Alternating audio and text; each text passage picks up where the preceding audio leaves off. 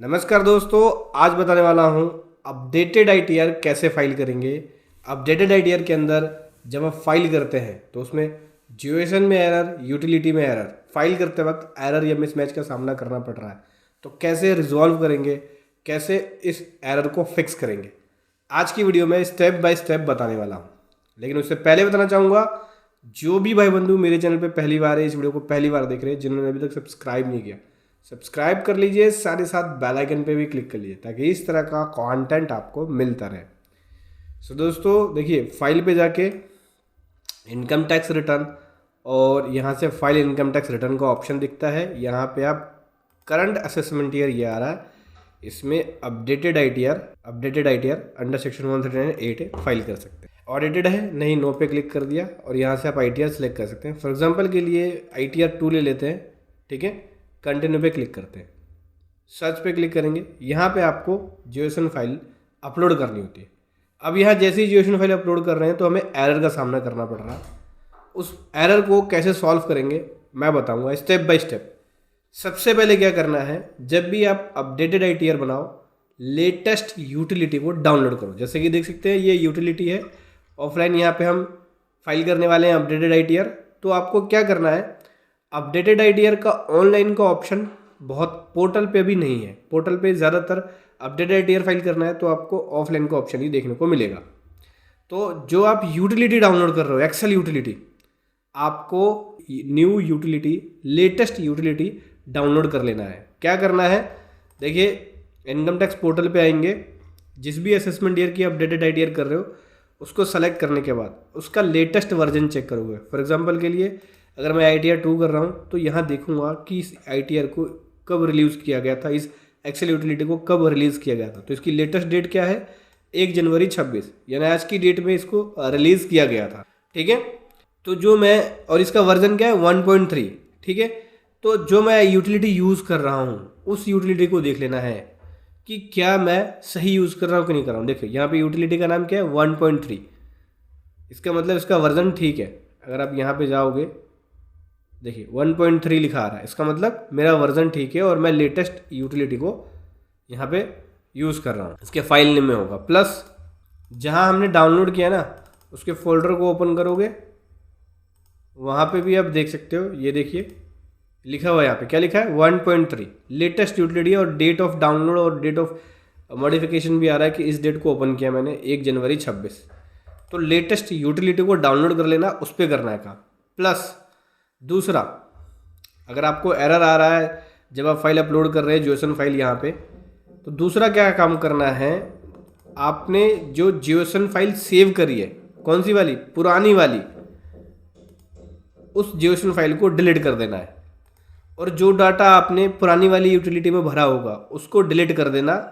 उस same data को paste करने की, कॉपी पेस्ट करने दो। सबसे पहली बात तो इस यूटिलिटी के अंदर कॉपी पेस्ट नहीं करना है, सारा डाटा मैनुअल फीड करना है, ठीक है। कॉपी पेस्ट मत करना, ठीक है। और पुराना डाटा री एंटर करने के लिए ओल्ड जियोसन फाइल को यूज़ मत करना है। ऐसा नहीं कि मैंने जियोसन फाइल बना लिया उसको यूज़ करो, या फिर पोर्टल से जो जियोसन फाइल बनती है उसको डाउनलोड मत कर लेना। पोर्टल से आपको जियोसन फाइल यहाँ पे दिखेगी। देखिए जो जियोसन फाइल 2 तरह की होगी, एक प्री डेटा फील्ड होगा, ये कर सकते हो आप। एक होता है कि अगर आपने कोई आईटीआर फाइल कर रखी है, जैसे कि व्यू फाइल रिटर्न पे जाएंगे, यहाँ पे एक जियोसन होता है, इसको डाउनलोड करके ओपन मत करना, ठीक है। आपको फ्रेश फाइल बनानी है तो आप यहाँ पे डेटा को री एंटर करना, जियोसन फाइल का यूज़ मत करना, ठीक है। अगर एरर आ रहा है तो एरर के रिजॉल्व के लिए बता रहा हूँ। अगर आपका एरर नहीं आ रहा है, आप डाउनलोड करके यूज़ करके फाइल कर रहे हो, फिर तो कोई दिक्कत नहीं है। अगर एरर आ रहा है तो उसको मत करो, फ्रेश डाटा एंटर करो, एक एक वैल्यू को फ्रेश तरीके से एंटर कर लो, सारी चीज़ें फ्रेश तरीके से भर लो, ठीक है। उसके बाद आप इसको वैलिडेट करो, उसके बाद जियोसन फाइल अपलोड करो, देन जियोसन फाइल सक्सेसफुली वैलिडेट हो जाएगी, ठीक है। दूसरा जो एरर आता है वो आता है ओरिजिनल रिटर्न का। ये तो था कि जब आप यूटिलिटी पे वर्किंग कर रहे हो तो किस तरह से वर्किंग की जाए। दूसरा जो कारण है वैलिडेशन एरर का, जियोसन फाइल का, या जियोसन फाइल अपलोड हो रही है तो उसमें कुछ एरर है। दूसरा कारण क्या है कि ओरिजिनल रिटर्न की डिटेल मैंडेटरी होती है, ठीक है। जैसे कि आपने ITR फाइल करी, अब आपको अपडेटेड ITR फाइल करके अपनी ITR को रिवाइज कर लेना है, यानी अपडेटेड ITR में अपनी रिटर्न को अपडेट कर रहे हो जो पहले फाइल करी थी। पहले आपने ओरिजिनल फाइल करी, देन उसके बाद अपडेटेड ITR फाइल कर रहे हो 139(8)A के अंदर, तो यहाँ पे ITR को अपडेट कर रहे हो। तो जो ओरिजिनल ITR है उसकी डिटेल मैंडेटरी है, उसकी डिटेल आपको देनी पड़ेगी। तो क्या क्या डिटेल जाती है ओरिजिनल ITR में दोस्तों? ओरिजिनल ITR के अंदर डिटेल जाती है जो आपने ओरिजिनल ITR फाइल किया होगा उसकी एक्नॉलेजमेंट नंबर। देखिए पार्ट ए जनरल में होता है, यहाँ पे जाती है ओरिजिनल ITR की डिटेल। अगर आपने ITR पहले फाइल कर रखा है तो ITR का टाइप, ITR का acknowledgement number, date of filing, ये बड़ा ध्यान रखना है। कई बार लोग क्या करते हैं, पहले लोगों ने ओरिजिनल फाइल किया ITR, फिर उसके बाद रिवाइज कर दिया, फिर उसके बाद अपडेटेड ITR कर रहे हैं, तो रिवाइज वाली डिटेल ही भर देते हैं इसके अंदर। रिवाइज वाली डिटेल भरोगे, रिवाइज वाली ITR की डिटेल भरोगे तो इनवैलिड हो जाएगा। आपको क्या करना है, ओरिजिनल ITR जो फर्स्ट टाइम फाइल किया था उसकी डिटेल डालनी है, ना कि रिवाइज ITR की डिटेल जो आपने second time, third time, fourth time या 5 टाइम किया था उसकी नहीं। फर्स्ट टाइम ओरिजिनल रिटर्न जो किया था उसकी डिटेल आप यहाँ पे भरोगे। जो सेक्शन सिलेक्ट करने होते हैं बड़े केयरफुली, यहाँ पे 139(8)A सिलेक्ट करना है। अगर आपको अपनी ITR अपडेट करनी है तो अपडेटेड ITR के थ्रू कर सकते हो। उसके बाद वैलिडेट करना, ज्योसन फाइल अपलोड करके ट्राई करना, हो जाएगा। ठीक है, अभी नेक्स्ट वैलिडेशन बताता हूँ कि अगली प्रॉब्लम क्या आती है अपडेटेड ITR में, ज्योसन एरर का या ITR की यूटिलिटी का मिसमैच का, या जब पोर्टल पे फाइल अपलोड कर रहे हो तो वैलिडेशन एरर बता रहा है या ज्योसन फाइल एरर बता रहा है। तो अगला है एरर अपडेटेड रिटर्न में रीज़न सेलेक्ट करने का। जो आप अपडेटेड ITR फाइल कर रहे हो, पार्ट ए जनरल में जब आओगे तो यहाँ पे ITR फाइलिंग के रीज़न है, आप ITR क्यों फाइल करना चाह रहे हो, यहाँ रीज़न देना पड़ेगा, प्रॉपरली है। जैसे कि मैं बड़ा कर दूँ इसको थोड़ा सा तो आप देख सकते हो। देखिए यहाँ पर रीज़न कि previously ITR not filed, income not report correctly, wrong head of income choose, reduction of carry forward losses, unabsorb depreciation से, रिडक्शन ऑफ टैक्स क्रेडिट या रॉन्ग रेट ऑफ टैक्स। तो यहाँ पे एक प्रॉपर रीज़न देना होगा किस वजह से ITR फाइल कर रहे हो, प्लस ITR जो फाइल कर रहे हो उसका पीरियड क्या है, विद इन 12 मंथ कर रहे हो या 12 से 24 मंथ कर रहे हो, 24 से 36 मंथ के बीच में कर रहे हो या 36 से 48 के मंथ के बीच में कर रहे हो। क्योंकि जिस हिसाब से आप सेलेक्ट करोगे उस हिसाब से इसमें एडिशनल पेनल्टी लगेगी। 12 महीने के अंदर कर रहे हो 25%, 12 से 24 के बीच में 50% की पेनल्टी लगती है, उसके हिसाब से पेनल्टी इंक्रीज होती चली जाती है। तो ये आपको ध्यान रखना है कि आपने सही तरीके से सेलेक्ट किया है या नहीं किया है। अगला जो एरर आता है वो आता है टैक्स लेट फीस मिसमैच का। जो आपका टैक्स बना अपडेटेड ITR में, लेट फीस बनी है उसका मिसमैच का। अब इसमें जो आपका टैक्स बनना चाहिए ये ध्यान रखना है, एडिशनल इनकम ज़ीरो नहीं हो इसकी। अब अपडेटेड ITR अगर 2.5 लाख से कम है तो फाइल नहीं कर सकते। न्यू टैक्स रिजिम में 3 लाख से कम है तो फाइल नहीं कर सकते, 3 से ऊपर दिखाना होगा। ओल्ड टैक्स रिजिम में 2.5 लाख और न्यू में 3 लाख, तो 3 लाख से कम है तो फाइल नहीं कर सकते। मतलब 3 और 2.5 से ऊपर होनी चाहिए तभी आप अपडेटेड ITR फाइल कर सकते हो। अदरवाइज अगर आप करोगे तो ज्योसन एरर, यूटिलिटी का एरर आएगा, पोर्टल पे फाइल अपलोड नहीं होगी। यहाँ पे आपको मिसमैच दिखाएगा, दिखाता हूँ। फाइल इनकम टैक्स रिटर्न, यहाँ पे जाके अगर हम फाइल करते हैं नो ITR जो भी सिलेक्ट किया आपने, जब अपलोड करोगे ज्योसन फाइल यहाँ एरर बन जाएगा। तो क्या करना है, अगर न्यू टैक्स रिजीम में हूँ तो 3 लाख से ज़्यादा इनकम दिखाऊंगा और ओल्ड में हूँ तो 2.5 लाख से ज़्यादा इनकम दिखाऊंगा। ठीक है। दूसरा इसके अंदर होता है कि जो टैक्स पेबल है वो आपका बनना चाहिए अपडेटेड में। बिना एडिशनल लाइबिलिटी, बिना एडिशनल टैक्स के आप ITR नहीं कर सकते। ठीक है। अब कईयों का क्वेश्चन ये होता है कि सर मेरा TDS है तो क्या मेरे को टैक्स एडिशनल भरना पड़ेगा? यस, भरना पड़ेगा। अगर आपका TDS है तो पहली बात तो TDS का रिफंड नहीं ले सकते अपडेटेड में। अपडेटेड में क्या होता है, TDS का रिफंड कैरी फॉरवर्ड होता है, इसमें आपको रिफंड नहीं मिलेगा। तो आपका TDS है तो वो लेट फीस से एडजस्ट नहीं हो सकता। अगर कर भी लिया आपने तो आपको एडिशनल कुछ टैक्स की पेमेंट बना के दिखानी पड़ेगी कि हाँ मेरी एडिशनल टैक्स कुछ ये बन रहा है। फॉर एग्जांपल के लिए 1000 रुपये की लेट फीस लग रही है, आपके पास 500 का TDS है तो 500 रुपये आपको पे करना पड़ेगा। 500 की आपकी एक एडिशनल लाइबिलिटी बनेगी।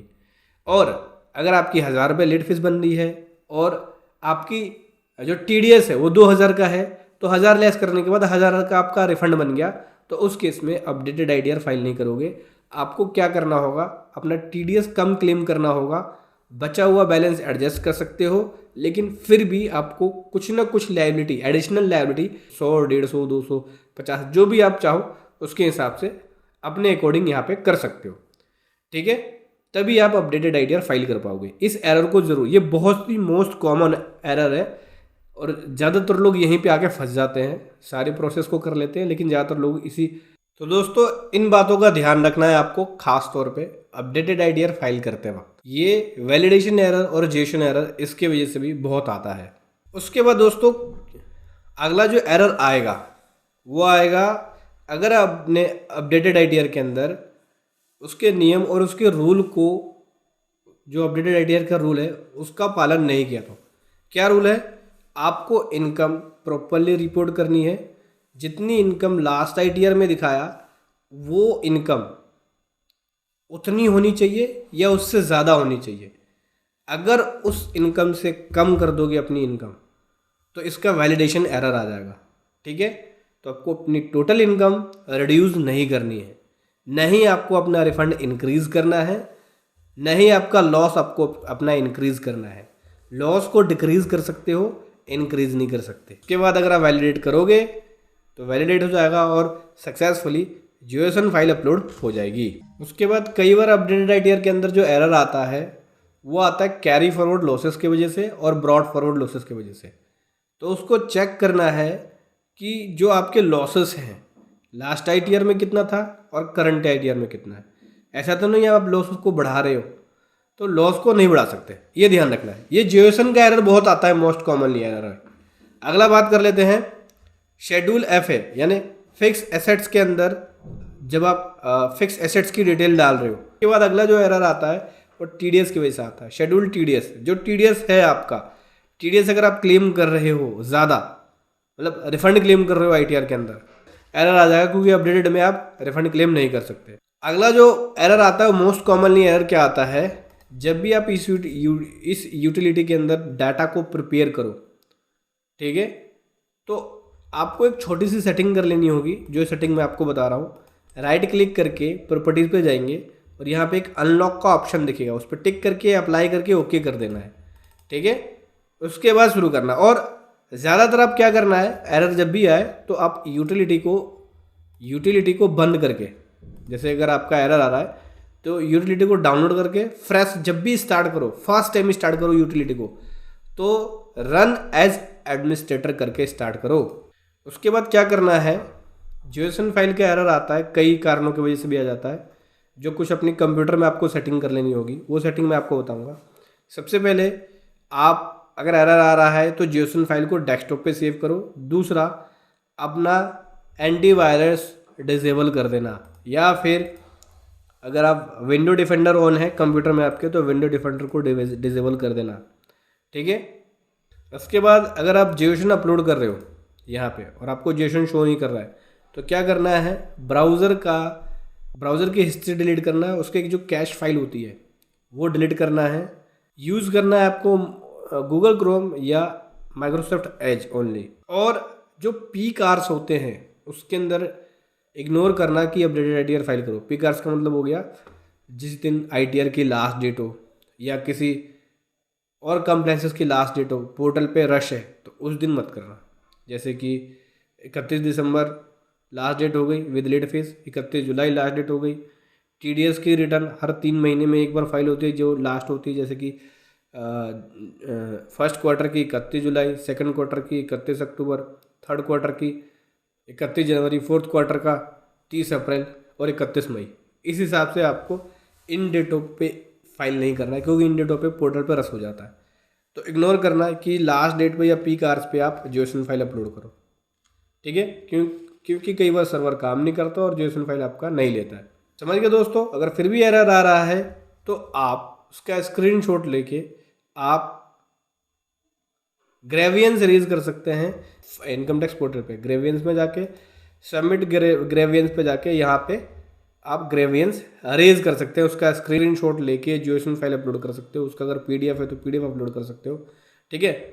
वो अपलोड करके आप ग्रेवियंस अरेज कर सकते हैं, समझ गए।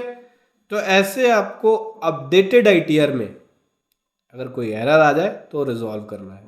वीडियो कैसी लगी जरूर बताएं। Thank you so much. जय हिंद, वंदे मातरम।